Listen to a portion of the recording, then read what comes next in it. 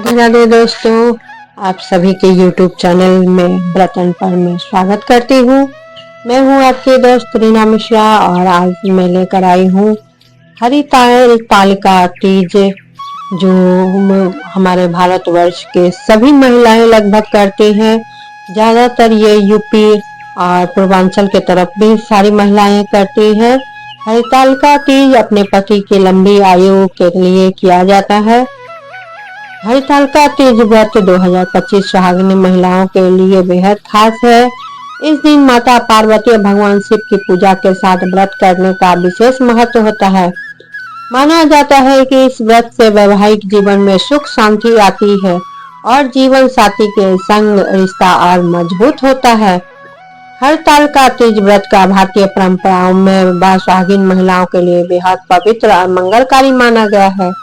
यह व्रत भाद्रपद मास के शुक्ल पक्ष की तृतीया तिथि को किया जाता है। इस साल हरितालिका तीज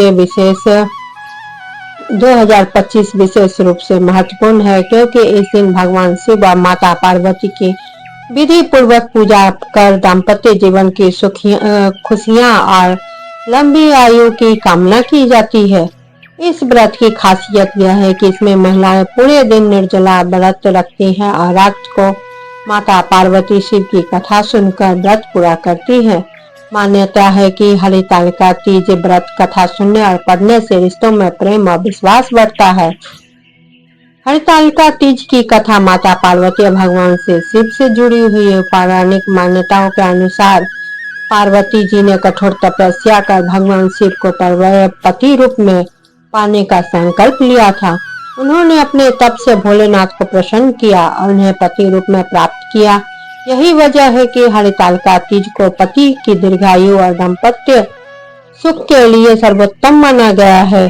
इस व्रत में कथा सुनना या पढ़ना बेहद शुभ माना जाता है। कहा जाता है कि कथा सुनने से व्रत का फल कई गुना बढ़ जाता है। सुहागिन महिलाएं कथा पढ़कर शिव पार्वती के विवाह प्रसंग को याद करती हैं और अपने वैवाहिक जीवन में सुख शांति और समृद्धि की कामना करती हैं।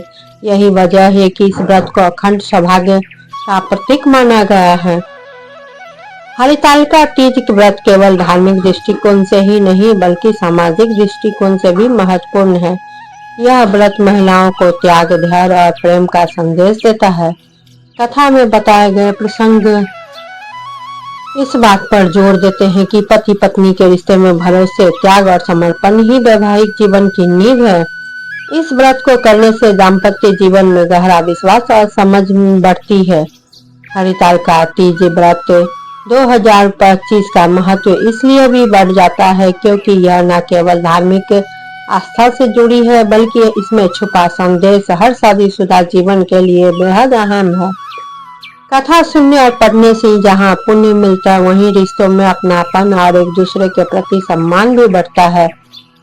तो अगर आप अपने वैवाहिक जीवन को सुखी और संतुलित बनाना चाहते हैं तो इस साल हरितालिका तीज का व्रत कथा अवश्य पढ़े। माना जाता है कि माता पार्वती का आशीर्वाद और भगवान शिव की कृपा इसी दिन व्रत रखने वाली महिला पर हमेशा बनी रहती है। एक बार भगवान शिव ने माता पार्वती को उनके पूर्व जन्म का स्मरण कराने के उद्देश्य से इस व्रत के महत्व की कथा कही। श्री भोले शंकर बोले, हे गौरी, पर्वतराज हिमालय पर स्थित गंगा के तट पर तुमने अपनी बाल्यावस्था में 12 वर्ष तक अधोमुखी होकर घोर तप किया था। इतनी अवधि तुमने अपने अन्न न खाकर, पेड़ों के सूखे पत्ते चबाकर व्यतीत किया था। माघ की विकराल शीतलता ने तुमने निरंतर जल में प्रवेश करके तप किया। बैसाख की जला देने वाली गर्मी में तुमने पंचाग्नि में से शरीर को तपाया।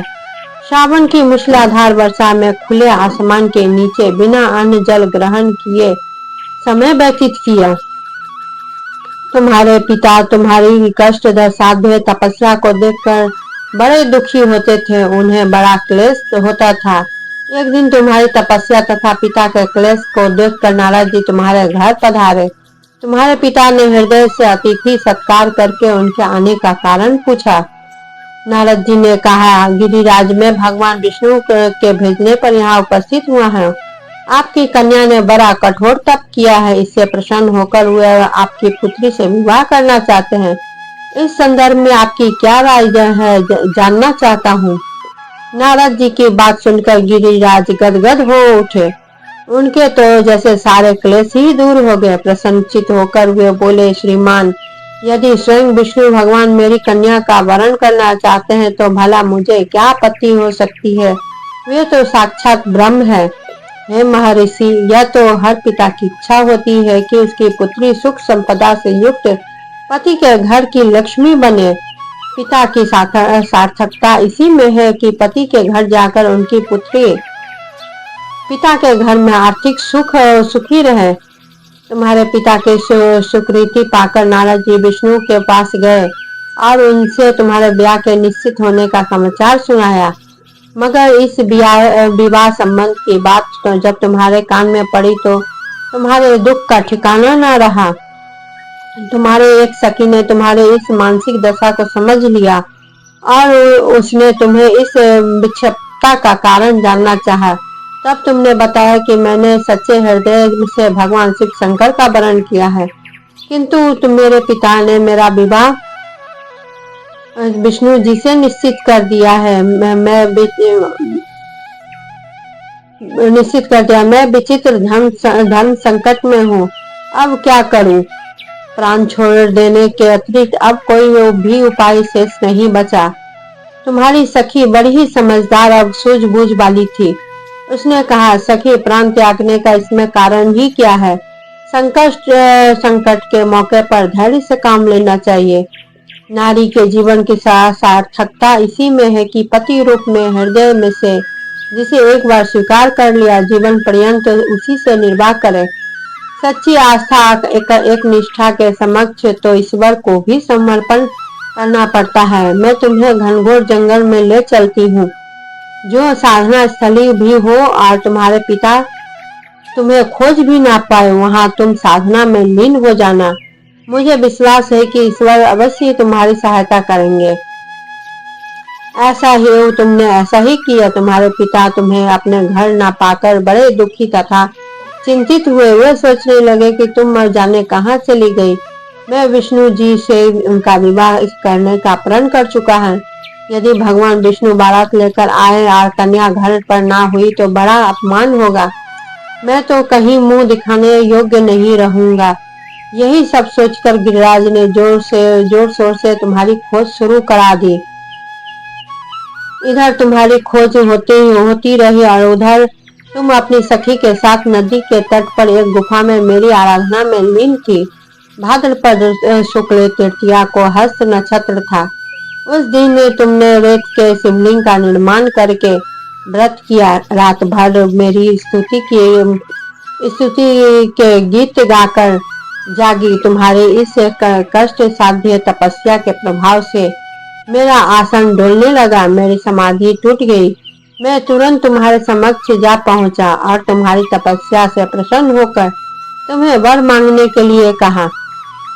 तब तो अपनी तपस्या के फलस्वरूप तुमने मुझे अपने समक्ष पाकर तुमने कहा, मैं हृदय से आपको अपने पति रूप में वरण कर चुकी हूँ। यदि आप सचमुच मेरी तपस्या से प्रसन्न होकर आप यहाँ पधारे हैं तो मुझे अपनी अर्धांगिनी के रूप में स्वीकार कर लीजिए। तब मैं तथास्तु कहकर कैलाश पर्वत पर लौट आया। प्रातः होते ही तुमने पूजा की समस्त सामग्री को नदी में प्रवाहित करके अपनी सहेली के सहित व्रत का पालना किया।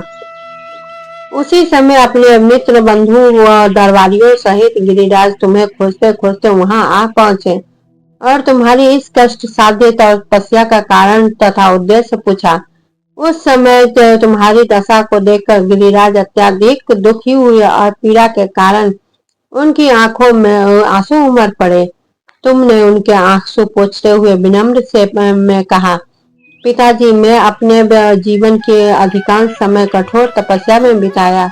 मेरी इस तपस्या का उद्देश्य केवल यही है कि मैं महादेव को पति के रूप में पाना चाहती हूँ।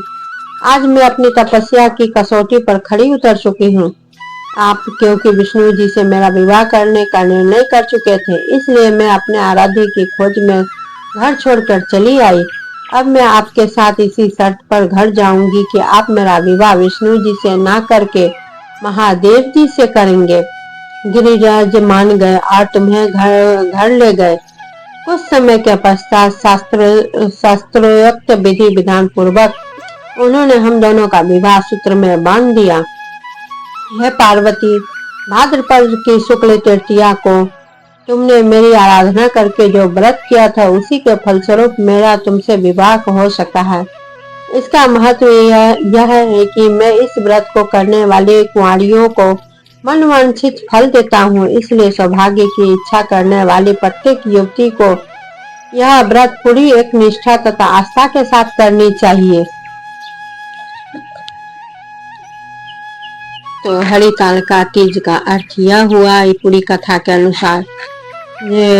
जब हिमालय राज को विष्णु भगवान की स्वयंवर का पता चला तो उन्होंने माता पार्वती यह सुन के अपने सखियों से जब बातें की तो सखियों ने माता पार्वती का हरण करके वन में ले गई। तो इसीलिए वो जो व्रत माता पार्वती ने किया वही हरितालिका तीज का दिन बन गया, जो भाद्रपद मास से तृतीया तिथि को थी। इसी के साथ मैं विदा लेती हूँ। धन्यवाद।